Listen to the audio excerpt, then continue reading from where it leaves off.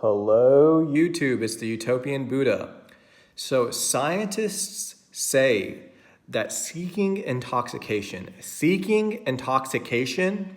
is such a fundamental drive to the human psyche, to the human instincts, that they label it like the fourth drive after hunger, thirst, and sex. Seeking intoxication is such a seeking to change our state of consciousness is such a natural part of what it means to be human that some scientists label that as the fourth drive. Now, I'm going to weave all of this together. All right. So the simplest way to understand God, in my opinion, is the symbol of a circle with a dot in the very center of that circle. A circle with a dot in the center. That symbol stands for origination, the source, the origin of existence, right? God is the center dot manifesting as the circle, okay?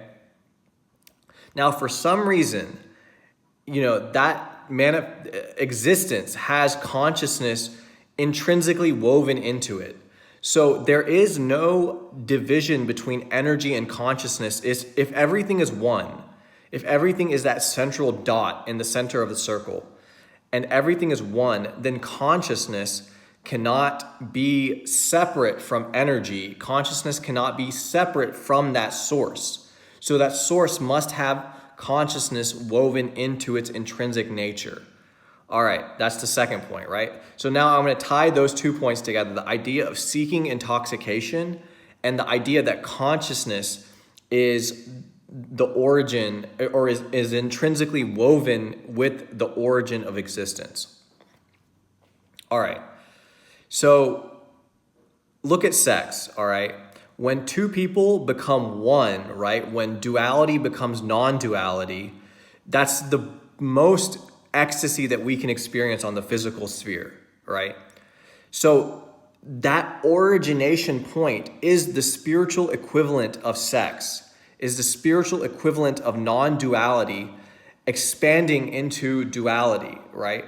So that core of existence, because consciousness is interwoven into it, is ecstatic, it's blissful, right? It's blissful.